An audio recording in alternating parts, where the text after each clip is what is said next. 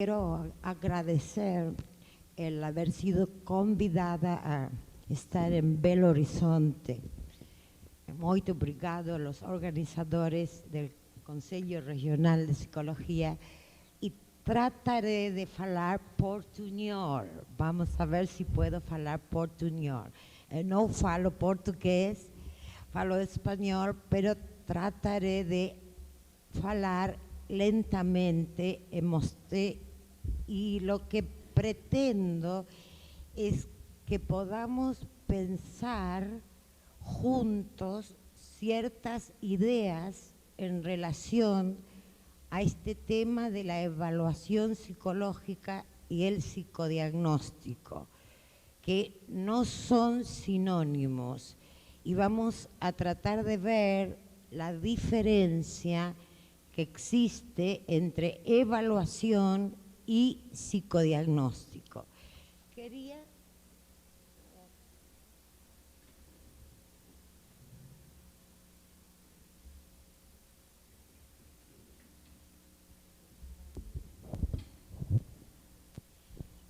bueno, sí.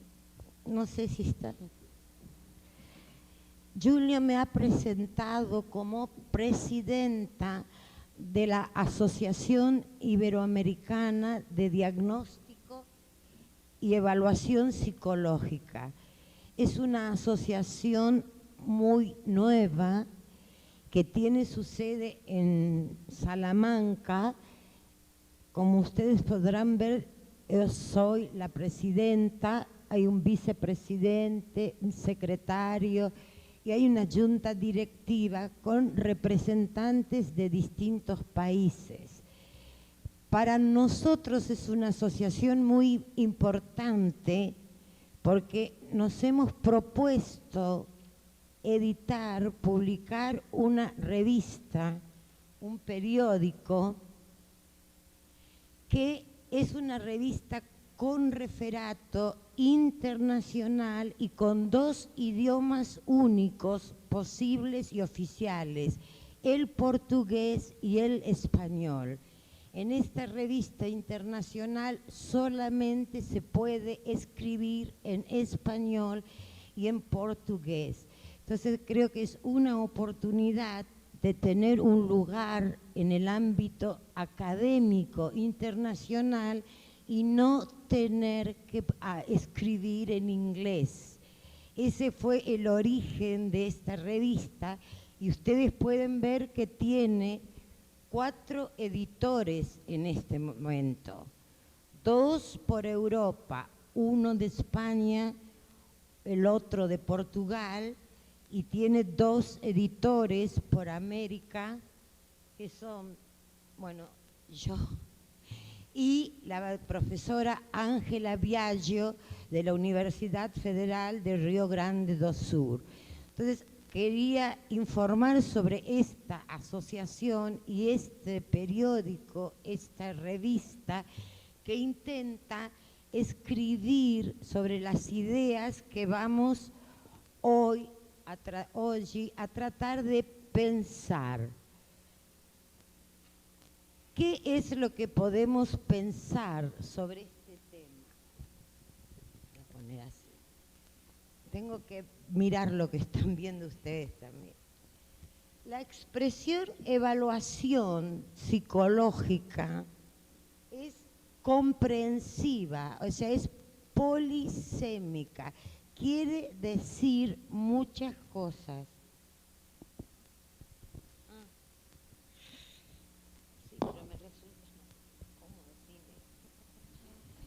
Por un lado, psicodiagnóstico. Cuando uno habla de evaluación psicológica, está hablando de psicodiagnóstico. Cuando uno habla de evaluación psicológica, también está hablando de exámenes con tests. Cuando uno habla de evaluación psicológica, también puede estar refiriéndose a evaluación conductual. También podemos estar hablando de evaluación de la eficacia de intervenciones. Este es un tema muy nuevo, con muy pocas realizaciones, sobre todo en Sudamérica. ¿Cuándo evaluamos lo que hacemos? ¿Cuándo evaluamos si una psicoterapia es eficaz? ¿Cuándo evaluamos si un proyecto educativo es eficaz?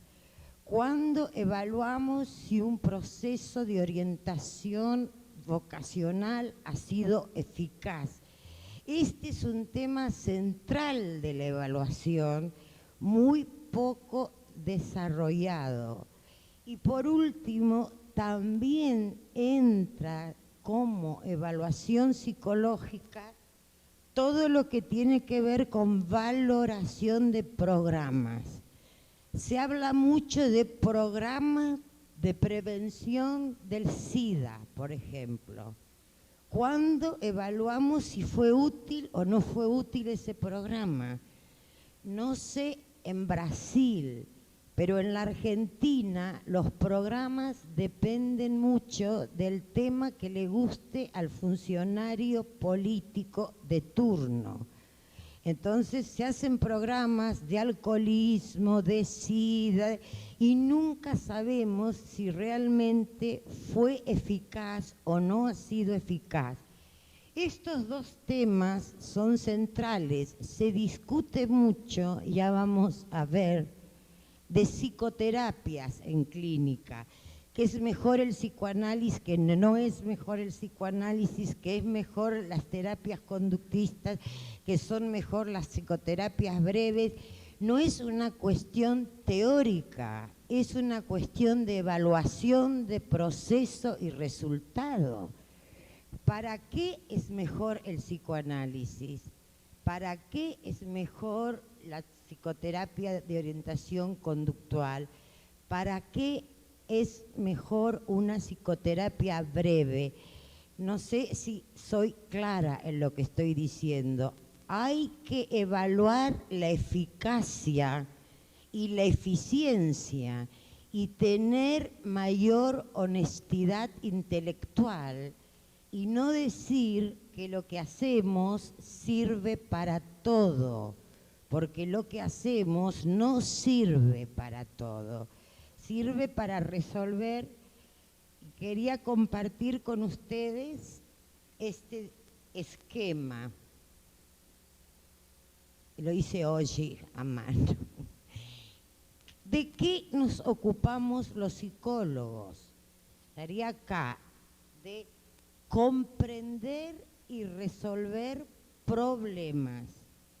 Hay muchos problemas. Todas las P que ven acá quiere decir problemas, problemas, problemas. Pueden ser problemas de crianzas, pueden ser problemas de adolescentes, pueden ser problemas de pacientes, pueden ser problemas de trabajo, pueden ser problemas de salud. Hay muchos problemas. Cada uno trata, si nos olvidamos de esto, no estamos haciendo un ejercicio serio de la profesión. Elegimos un modelo teórico.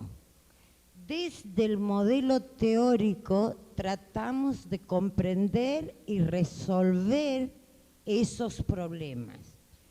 ¿Qué pasa? Yo del modelo teórico voy a obtener conceptos, constructos, variables. ¿Estamos claros hasta ahí?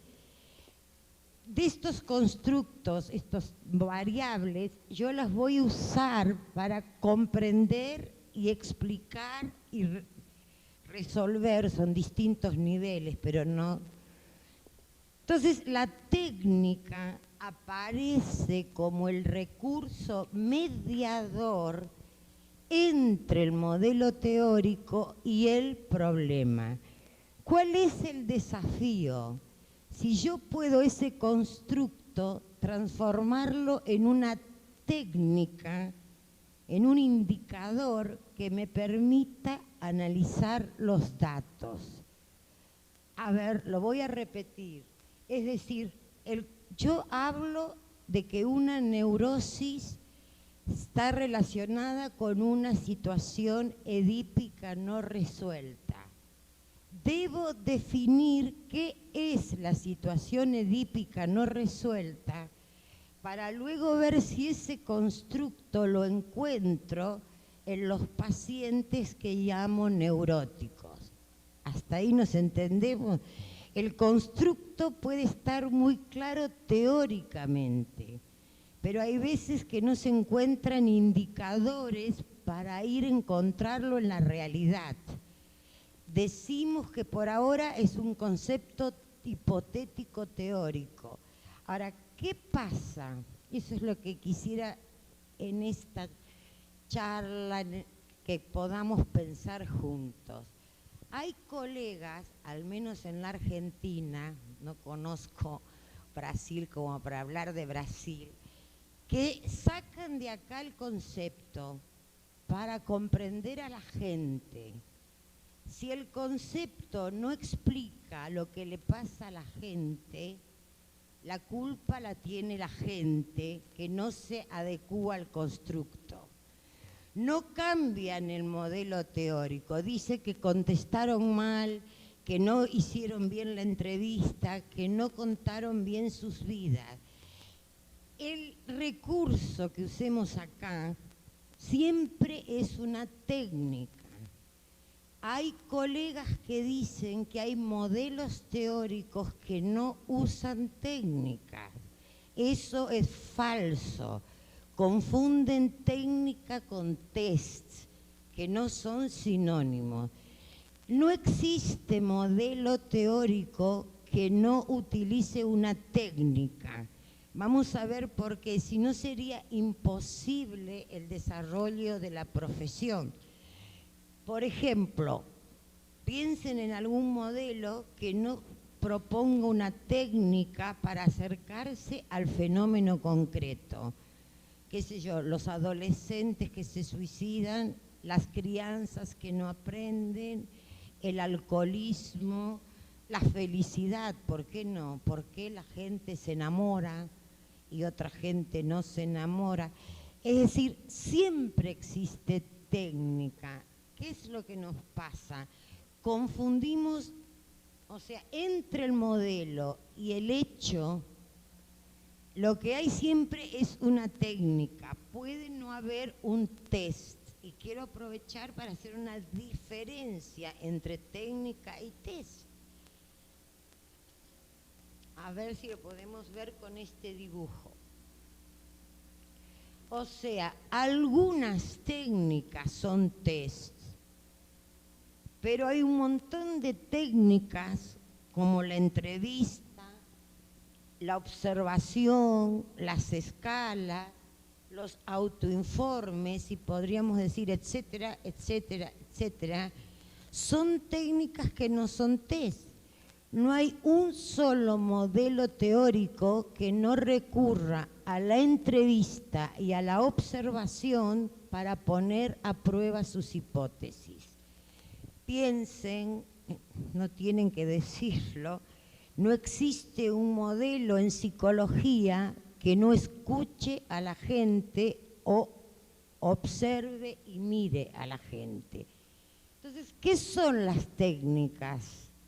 Son recursos instrumentales, no son fines, son medios, recursos que los psicólogos tenemos ¿para qué? Para comprender un problema. No sería muy extenso hablar que pueden ser proyectivas, objetivas, etcétera, etcétera, etcétera. Lo interesante es que podamos ver qué diferencia conceptual hacemos entre técnicas y test. El test siempre implica usar un baremo, normas estadísticas. Yo comparo lo que hizo una persona con lo que hacen otras personas de su edad y género.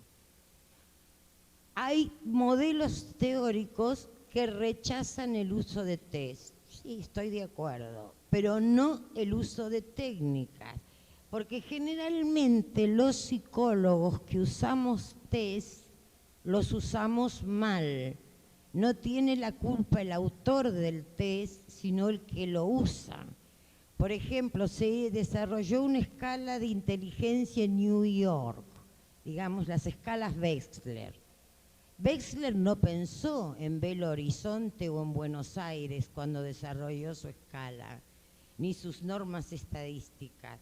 Si yo en Buenos Aires o en Belo Horizonte compro el test en New York, hago la traducción y lo uso, el problema es ético mío, no de Wechsler ni de la Psychological Corporation. Es mío que lo estoy usando en un lugar que no tiene nada que ver con el origen que esa prueba tiene. Para la editora puede ser un negocio venderlo, nada más, pero desde el punto de vista profesional, el test necesita de baremos. Las técnicas no tienen ese compromiso, pero en las técnicas tengo que tener muy claro el criterio. Por ejemplo, yo hablo de una entrevista con transferencia positiva o transferencia negativa. Tengo que definir muy claramente qué es transferencia positiva y qué es transferencia negativa. Eso significa tener claro el criterio.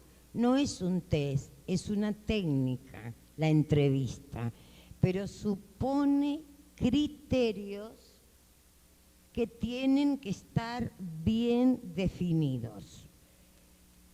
Entonces, en base a esto no sé si quedó claro, técnicas no es lo mismo que test. Los test son técnicas, pero no todas las técnicas son test. Eso va a depender de nuestro trabajo. Ahora, se puede hacer una diferencia también, a mi criterio muy importante, entre evaluación psicológica y psicodiagnóstico. ¿Qué diferencia se puede hacer? El psicodiagnóstico, ¿qué supone? Básicamente el psicodiagnóstico es un hacer clínico. ¿Qué quiere decir hacer clínica? A veces los psicólogos tenemos muy confundido qué es hacer clínica. La palabra clínica viene del griego, klinos es cama, lecho se dice. Es decir, la clínica tiene que ver con la enfermedad y la salud. Cuando hacemos psicología clínica nos ocupamos del sano y del enfermo. Hacer un psicodiagnóstico tiene que ver con la salud y la enfermedad psíquica, mental o como la quieran llamar, no interesan las palabras. Entonces, yo hago un psicodiagnóstico si estoy interesado en problemas de salud y enfermedad psíquica. De hecho, hay evaluaciones que no son psicodiagnóstico. Hoy a la tarde, cuando hablamos de hablaron las profesoras invitadas de psicología escolar o educacional, alguien le preguntó si no se hacía clínica en el ámbito escolar. Depende. Hago clínica si me interesa saber si un alumno o un maestro está enfermo. Si no busco el criterio salud-enfermedad, no estoy haciendo clínica, estoy haciendo evaluación, pero no psicodiagnóstico. En el área laboral, que es la que estuvimos escuchando hace unos minutos, si yo busco, si un joven reúne las condiciones para ser manager, gerente de una empresa, no estoy haciendo psicodiagnóstico, estoy haciendo una evaluación psicológica, busco un perfil, no busco si el sujeto está sano o enfermo. Más, para hacer ciertos trabajos hay que estar algo enfermo. La salud absoluta para ciertos trabajos no es posible. Entonces, en el psicodiagnóstico hay dos constructos claves los que hacemos psicodiagnóstico.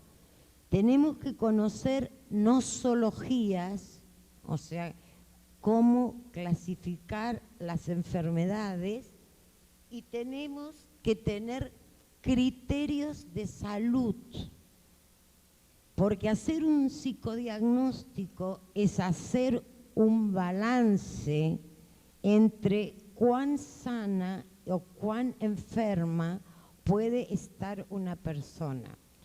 Yo no conozco mucho Brasil, pero en la Argentina es muy fácil encontrar un psicólogo que pueda hablar 2 horas de psicopatología y no tener 5 minutos para decir qué es estar sano hoy.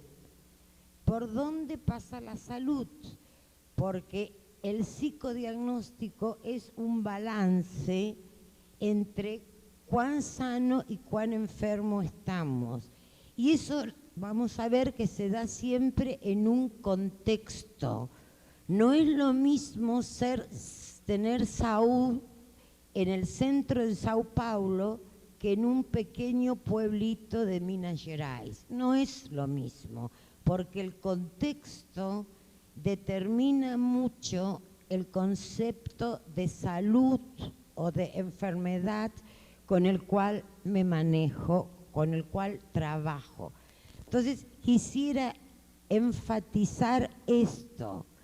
Hay evaluaciones psicológicas que son psicodiagnósticos. ¿Cuándo son psicodiagnósticos? Cuando a mí, psicóloga o psicólogo, me interesa ver cuán sano o cuán enfermo está quién. Y acá quisiera que pensemos esto que también es importante. El psicodiagnóstico se puede estar centrado en un sujeto, en una persona. Puedo decir cuán sano, cuán enfermo está María. Pero el psicodiagnóstico también puede estar centrado en un grupo. Es decir, yo puedo analizar cuán sana o cuán enfermo está una sala de clase. También puedo pensar en cuán sana o cuán enferma está una institución. Digamos, cuán sano, cuán enfermo está esta familia o está esta escuela. Y puedo pensar en hacer un psicodiagnóstico a nivel comunitario, de comunidad. Cuando hago un diagnóstico a nivel de comunidad, hago epidemiología. Lo voy a repetir. ¿Qué es hacer un estudio epidemiológico? Es hacer un psicodiagnóstico a nivel de comunidad, porque la epidemiología intenta saber, conocer cuántas personas enfermas, cuántas personas en riesgo y cuántas personas sanas hay en relación con una patología. Otra cosa que me importa que pensemos juntos esta noche, el objeto a evaluar. ¿Qué quiero decir por el objeto? El sujeto, el grupo, la institución o la comunidad es siempre un sistema complejo. ¿Qué queremos decir con esto? Es decir, que está caracterizado por fenómenos determinados por distintos procesos. Entonces es importante esto. A ver, cada uno de nosotros hoy aquí, somos sujetos de la biología, sí. Somos sujetos de una historia personal, sí. Somos actores sociales, sí. Y somos participantes culturales, con lo cual lo importante es pensar que la evaluación psicológica siempre es una evaluación parcial, no total del sujeto. No sé si queda lo suficientemente claro. Está muy bien hecha, pero siempre es parcial, porque el sujeto humano no es solo un sujeto psicológico, es también un sujeto de la biología, es también un sujeto de la sociedad y es un actor cultural. Este tema de ser actor cultural muy pocas veces lo tenemos en cuenta. Es decir, ¿qué queremos decir con esto? Sobre todo en realidades tan heterogéneas culturalmente como pueden ser las latinoamericanas, ¿no? Latinoamérica no es homogénea culturalmente, es bastante diferente. Entonces, el ser humano que vamos a evaluar, ¿qué es? Es un sujeto de un cuerpo, de una neurobiología. Por otro lado, es fruto de una historia personal, parte de la cual opera a nivel consciente y parte de la cual a nivel inconsciente. Ama, odia, teme. Luego tenemos que procesa, almacena, evoca distintos tipos de informaciones. Con lo cual quiero decir que es también un sujeto cognitivo. No somos solo sujetos afectivos, somos también sujetos cognitivos. Después tenemos este tema que es muy importante.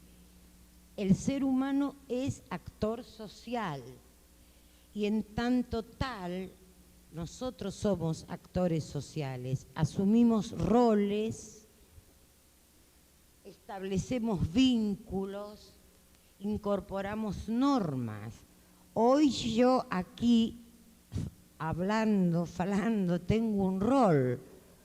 Dentro de una hora, a lo mejor durmiendo en mi hotel, tengo otro rol y mi comportamiento es absolutamente diferente.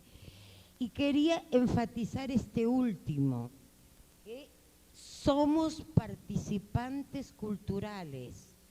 ¿Qué quiere decir? Adherimos a valores, creencias y profesamos, ¿no?, determinadas religión, etcétera, etcétera, etcétera. Yo creo, y ahora lo vamos a ver con un esquema, que en nombre de la psicología imponemos a nuestros sujetos normas y valores que son normas y valores de la religión y de la ideología dominante, que es la occidental judeocristiana. Leemos los comportamientos de nuestros sujetos desde la propia formación que recibimos en la universidad, por ejemplo. Por ejemplo, para nosotros puede ser obvio hablar de la triangulación y la culpa. Eso es válido dentro de una cultura judeocristiana. Por fuera del judeocristianismo no tiene ese valor. Lo que pasa es que tenemos 25 siglos de judeocristianismo. Uno puede decir que es ateo, pero la cultura en la que se formó, en la universidad, te estoy diciendo, tiene esa orientación. Entonces lo que podemos encontrar es lo que algunos autores denominan imponerle al otro una forma de entender sus problemas. A ver, ¿qué quiero decir con esto? La psicología cultural ha acuñado dos términos, émico y ético. ¿Qué quiere decir acá? Yo vengo a estudiar por qué las crianzas no aprenden.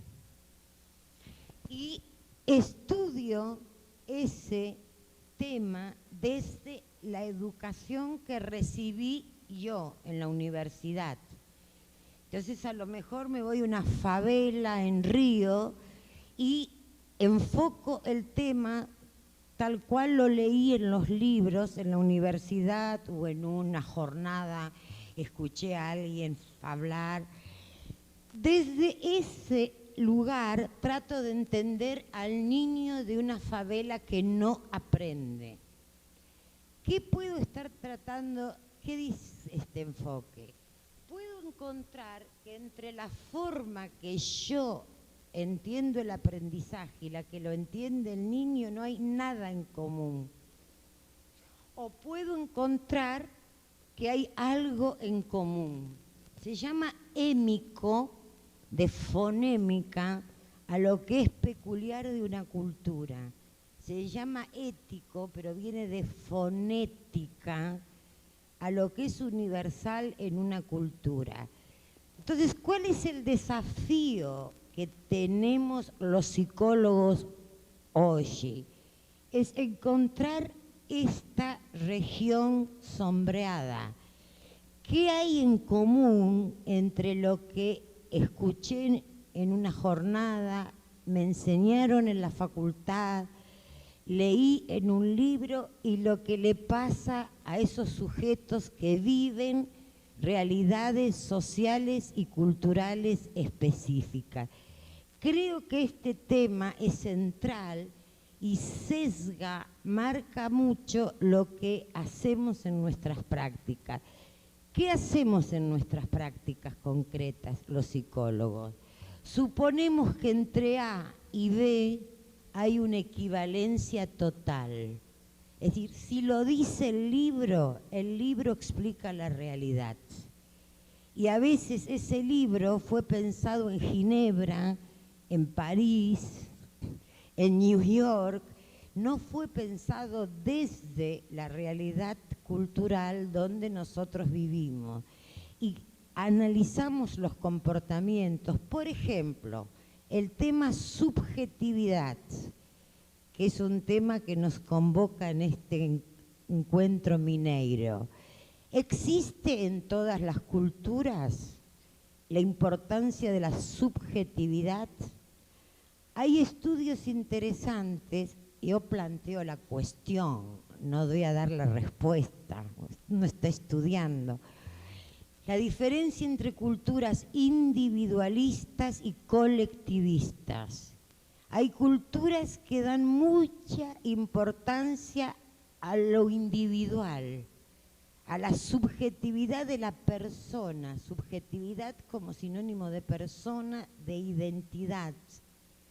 Hay muchas culturas, empezando por Centroamérica, que está bastante cerca, donde lo individual es menos importante que lo colectivo, que lo social. Y entonces hablar de una subjetividad que no tenga en cuenta a los otros sería bastante imposible como proceso para los sujetos, las personas que viven. Por ejemplo, un país muy interesante para analizar hoy es Japón, porque Japón económicamente se parece a los otros grandes que tienen el dinero, que tienen fuerza económica, económicamente, pero desde el punto de vista cultural es absolutamente diferente y los comportamientos tienen mucho que ver con las normas que se siguen. Bueno, para finalizar, si no esto va a ser muy largo, quisiera que pensemos también que las tareas de evaluación psicológica las podemos concretar en distintos campos. Yo puedo evaluar en psicología clínica, sí. Puedo hacer evaluaciones en psicología del trabajo. Puedo hacer evaluaciones en psicología educacional. Puedo hacer evaluaciones en psicología forense o jurídica. Puedo hacer evaluaciones en psicología de la salud en psicología comunitaria, en psicología del deporte, etcétera, etcétera. Y lo que quisiera que nos quede claro es que para hacer esas evaluaciones puedo usar diferentes modelos teóricos. Es decir, algunos usamos modelos teóricos centrados en el sujeto. Después vamos a ver unos ejemplos. Otros prefieren los modelos centrados en el contexto, cómo afecta el contexto al sujeto. Puede interesarnos, ¿no?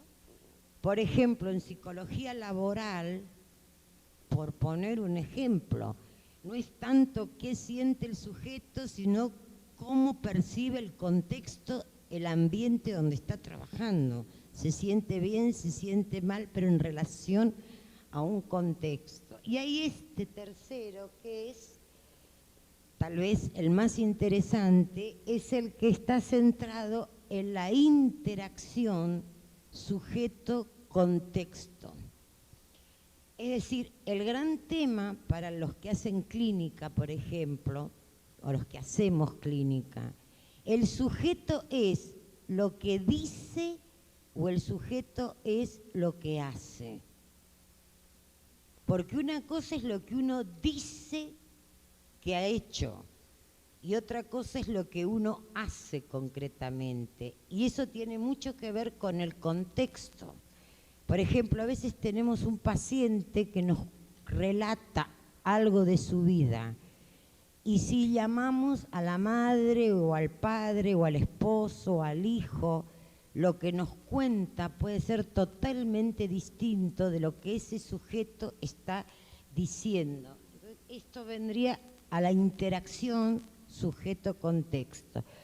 Les voy a poner, para finalizar, cuáles serían los modelos, los ejemplos de esos modelos. Centrados en el sujeto, ¿cuáles son los más comunes? Los centrados en el sujeto más comunes que tenemos es el psiquiátrico, el modelo que usa la psiquiatría clásica, el de los rasgos o atributos para evaluar las personalidades, el psicoanalítico y el fenomenológico. Estos serían, hay más, pero serían los tres modelos más importantes centrados en el sujeto. ¿Cuáles son los modelos más que le dan más importancia al contexto? Históricamente, ¿cuáles han sido? El análisis de la conducta. Yo no sé en Brasil, en la Argentina cuesta admitir que es el conductismo el que empezó a dar importancia al contexto. Después vino la sociología, después la antropología, etcétera, etcétera. Pero el énfasis en el contexto como estímulo, nada más, viene del lado del análisis de la conducta. La evaluación conductual y todo lo que se llame modificación de la conducta. Se fijan mucho más en el contexto como estimulador, sin nada más, de dónde surgen los estímulos. Y luego tendríamos los modelos más importantes centrados en la interacción sujeto-contexto, ¿no? Tenemos por un lado el constructivismo piagetiano, es un ejemplo de tratar de ver la interacción entre el individuo y su medio, que a veces algunos se olvidan, algunos que se dicen piagetanos de eso, ¿no? Todo lo que tiene que ver con el interaccionismo simbólico, si soy con otros, ¿cómo explico esa interacción en el medio donde me desempeño, ¿no? Después tenemos todos los aportes y cada vez, así como hay un revival de Vygotsky, no sé, en Brasil, mis alumnos en la Universidad de Buenos Aires me dicen, hay un autor nuevo que se llama Vygotsky. Bueno, los jóvenes creen que Vygotsky es nuevo. Es decir, lo mismo está pasando con una reconstrucción consideración de los aportes en psicología social de Kurt Lewin, es decir, el campo, la situación en función de la cual el sujeto actúa. Y el último que podríamos poner es el análisis sistémico como ejemplo. Bueno, finalizando, porque no quiero, ya es tarde, yo quería que pudiéramos pensar que el campo de la evaluación psicológica es muy amplio, muy amplio, que evaluación psicológica no es sinónimo de psicodiagnóstico y que dentro de la evaluación psicológica hay distintos modelos, no hay un único modelo, que a veces se rechaza las tareas, se oponen a las tareas de evaluación algunos colegas más por prejuicio e ignorancia que por conocimiento real.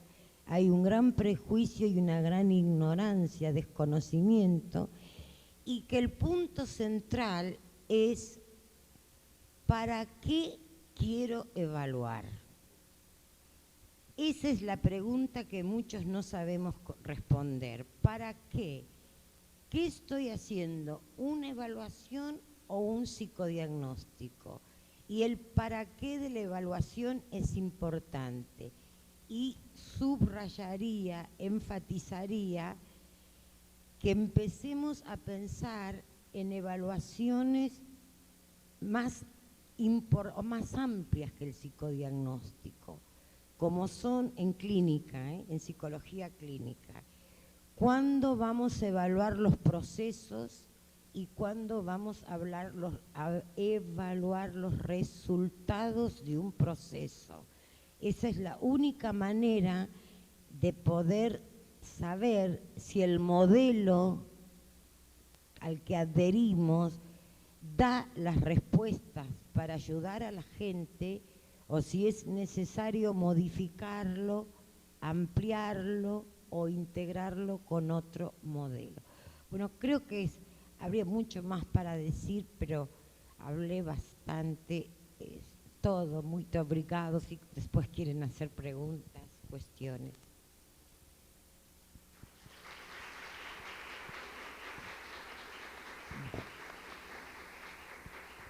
No digo.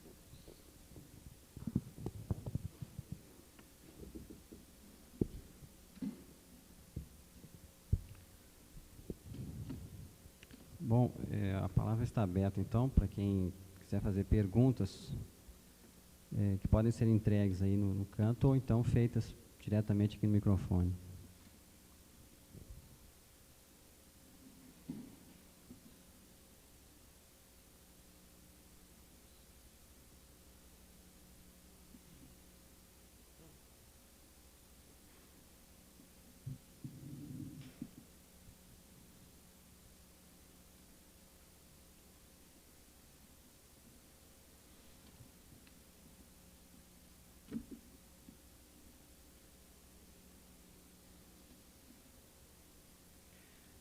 Não só perguntas, eu não sei se foi possível entender tudo que a professora Maria Martina disse, mas eu imagino, pelo que eu ouvi, né, eu também não falo espanhol, não entendo muito espanhol, eu consegui entender um bocado.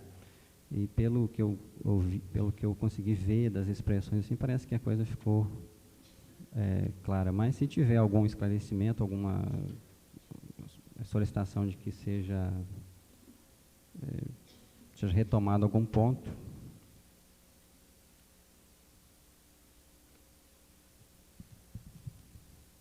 Júlio, eu gostaria que ela explicasse melhor.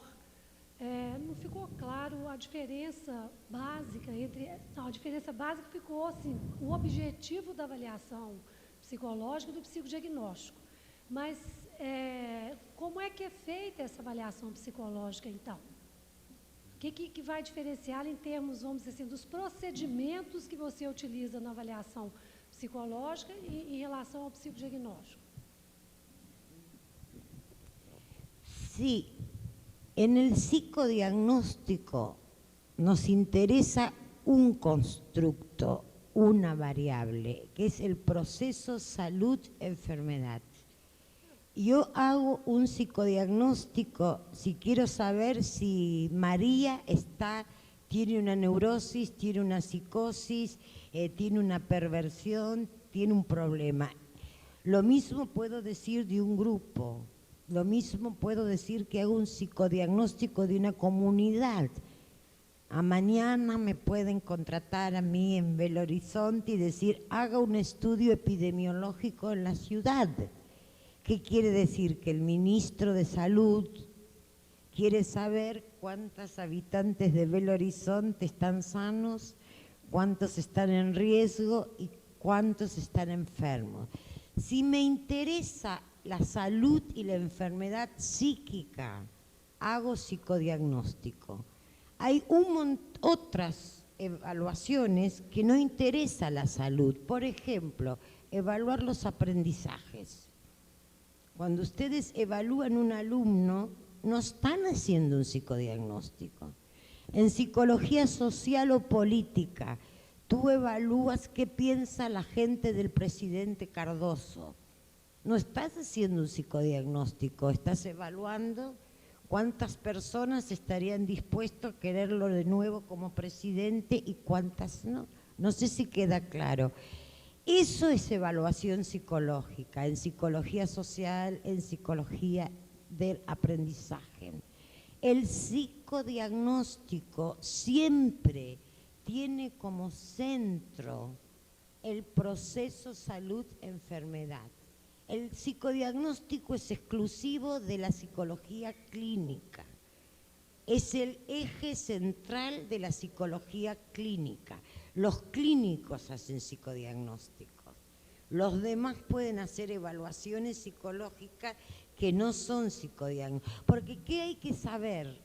¿Qué conocimiento hay que tener para hacer un buen psicodiagnóstico? Primero, hay que saber psicopatología. Y segundo, hay que saber psicología de la salud. Y entonces eso se aprende en la clínica. Es decir, no sé si fui clara. Es decir, hay muchas evaluaciones que no son psicodiagnósticos. El psicodiagnóstico es una forma de evaluación, un tipo de evaluación. Puede no estar de acuerdo, son mis ideas, ¿no? Tem uma pergunta aqui do Marcelo Rezende. Ultimamente, os testes psicológicos têm sido discriminados e relegados a um segundo plano. Como você vê essa questão? E é um modismo? Perdeu-se a validade desta técnica? Yo creo que hay algunos test que están desacreditados. Los que están mal usados, ¿se dice? Hay test mal usados y como están mal usados, están desacreditados. Pero un test bien usado sirve para algo, pero tiene que estar bien usado. Por ejemplo, el famoso, tan polémico tema de la inteligencia. La inteligencia no es solo lo que mide la escala de Wechsler, pero una escala de Wechsler bien administrada me da un dato. Ahora, el problema es quién usa la escala de Wechsler. Por ejemplo, lo usa en Belo Horizonte. Hizo la traducción en Belo Horizonte, estudió la validez de la prueba para la gente de Minas Gerais, tienen el baremo para Minas Gerais. Si no tienen nada de eso y usan la traducción del manual que se publicó en New York, está totalmente mal. Es un mal uso de ese test. No sé si estoy contestando bien. El problema es que ¿quiénes lo usamos mal? Los psicólogos. Somos los psicólogos que no nos fijamos en un test, digo, ¿no? Si fue estudiado, si tiene datos émicos, diríamos, ¿no? Es decir, en ese sentido, el test es una herramienta más. No sé si soy clara. Es una herramienta más que puede ser muy útil, porque si tengo baremos o normas locales, o sea, de Belo Horizonte, pensemos, yo comparo a una crianza que viene porque tienen problemas de aprendizaje con las crianzas de Ciudad y Sexo de Belo Horizonte. Entonces me dice si está en relación el término medio, encima del término medio o debajo del término medio. Es útil, me da un dato, no es eso único. Ahora, si yo la comparo a una crianza de Belo Horizonte con las normas obtenidas en New York, es un desastre lo que estoy haciendo, porque ¿qué hay en común? Primero tendríamos que demostrar que es la misma sociodemográficamente Belo Horizonte que New York, y luego usar la técnica. No sé si mi español es claro, es decir, el test es mal usado por el psicólogo, y en ese sentido está mal usado y se desacredita, pierde respeto, no lo respeta.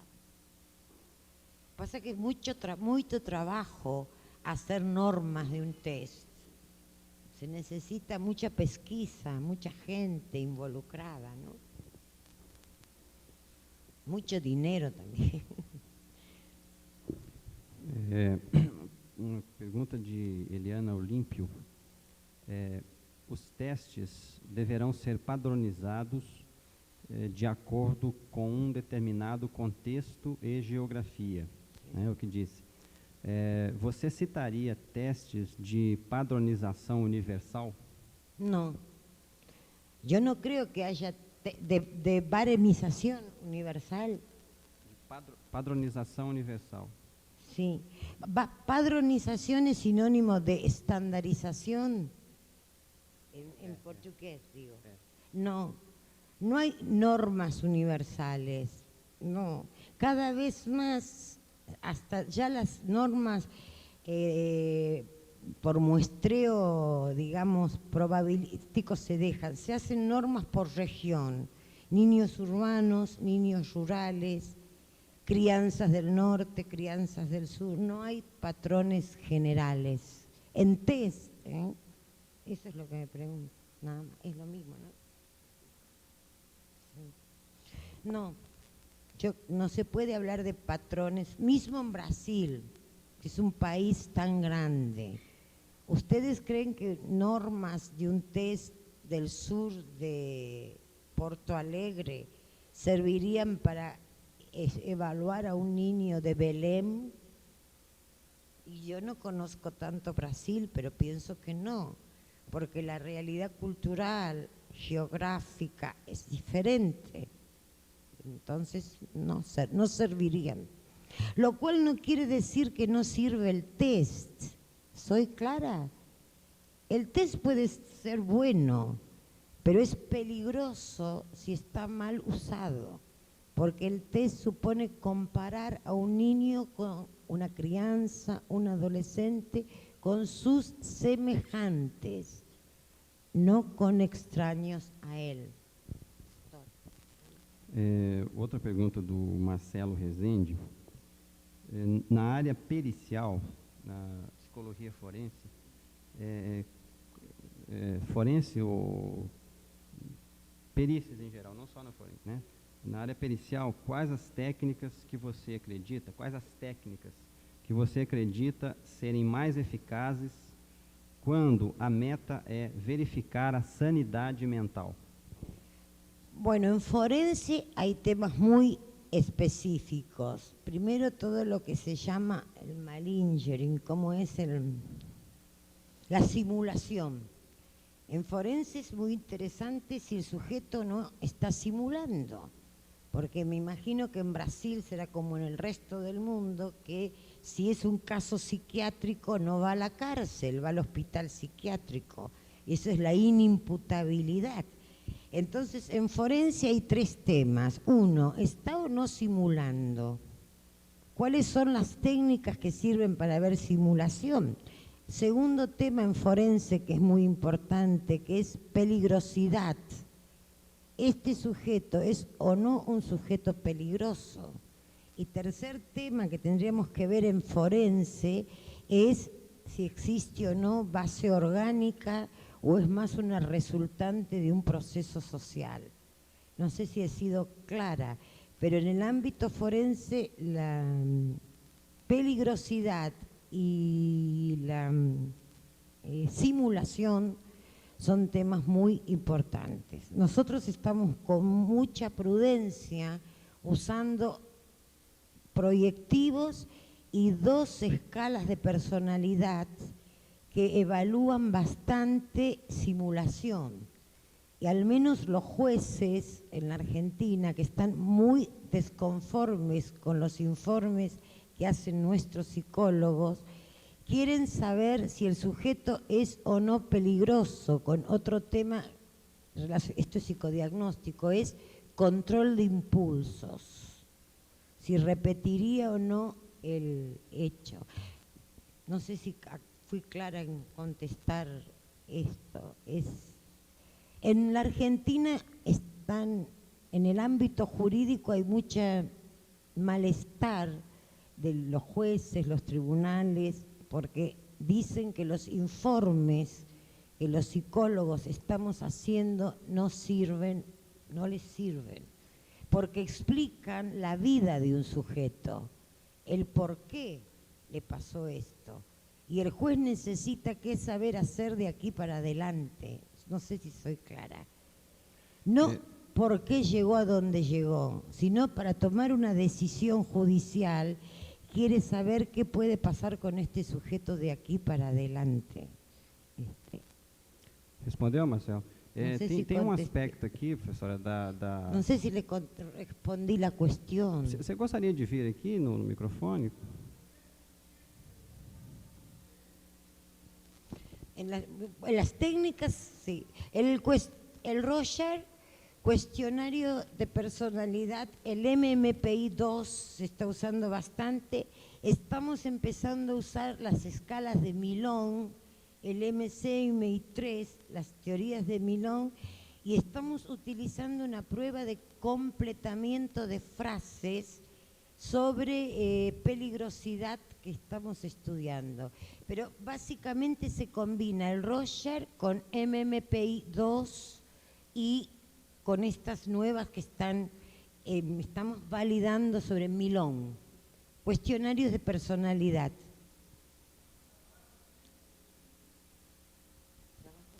Como? Você trabalha com entrevista também. Sí, sí, obviamente.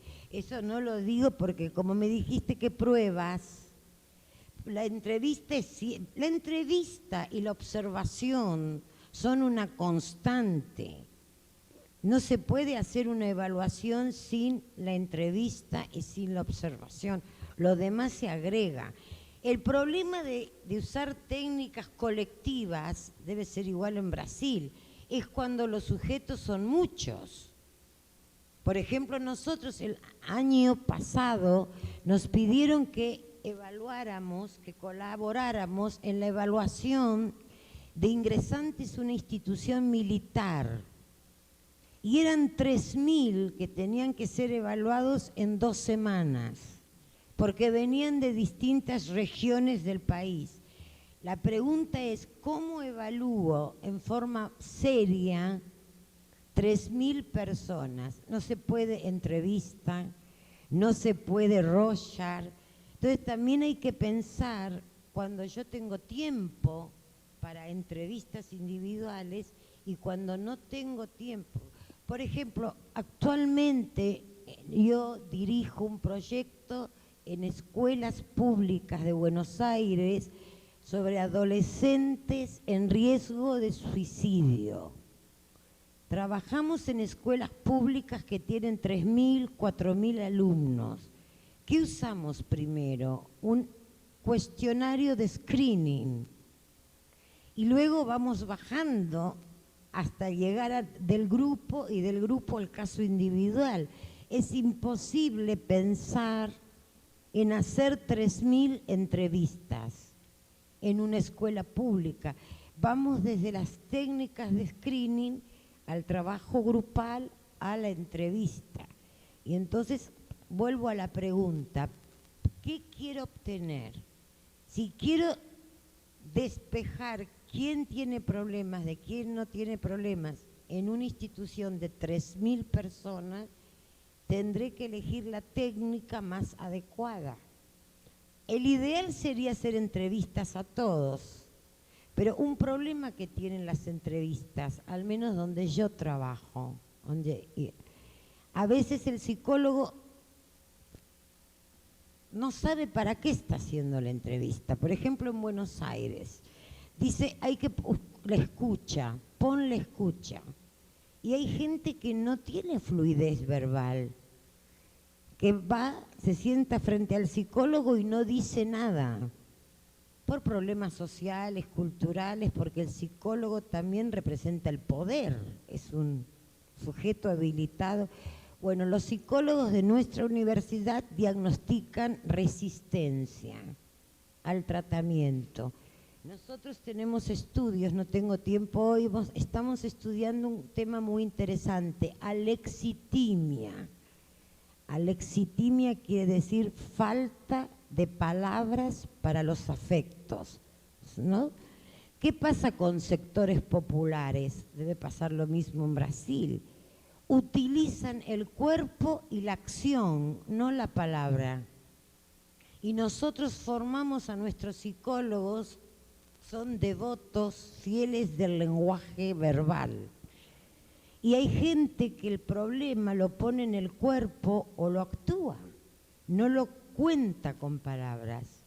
Y en Buenos Aires, nuestros psicólogos jóvenes, los jóvenes, no saben qué hacer con un paciente que se queda en silencio. Porque como no tiene discurso, yo he tenido problemas con alumnos del doctorado que dicen que si no hay discurso verbal, no hay aparato psíquico.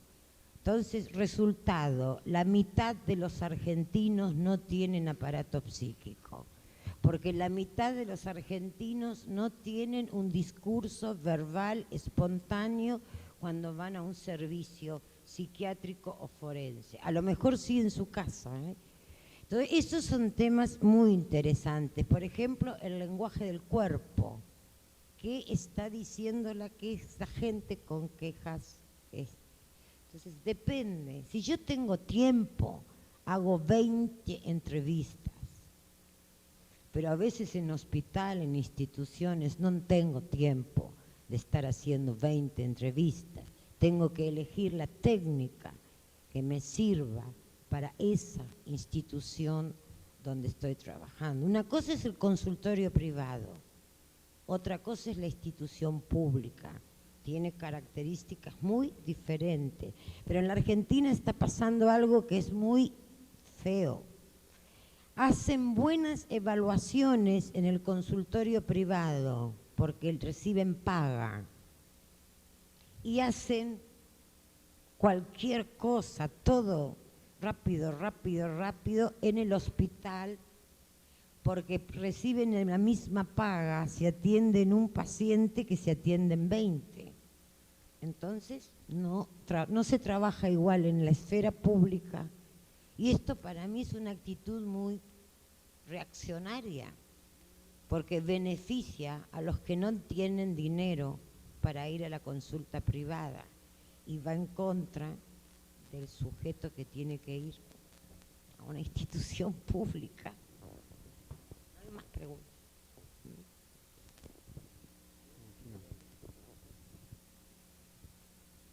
Bom, não havendo mais perguntas, Muchas gracias. eu gostaria de agradecer a presença da professora Maria Martina Casulo, que generosamente aceitou vir até aqui, né, e nos trouxe a sua contribuição para a jornada. A professora Maria Martina deixou aqui com a gente também alguns exemplares dessa revista que ela falou no início, né, que é a Revista Ibero-Americana de Diagnóstico e Avaliação Psicológica. São 3 volumes que já foram publicados e tem um 4º volume saindo, né, assim, já indo para as bancas. e um quinto volume que está sendo organizado. E como ela disse, essa revista ela é editada em português e em espanhol, né, e circula em Portugal, na Espanha, aqui nos países da América do Sul. Tá? Então, essas revistas vão ficar lá no Conselho, ela doou para, né, a gente aqui para Minas Gerais, então está à disposição. E eu gostaria de agradecer também a todos que estão presentes aqui, pela resistência, né, sexta-feira à noite, 9 e não sei quantas aí da noite. E amanhã, então, a gente continua a nossa jornada. Muito obrigado.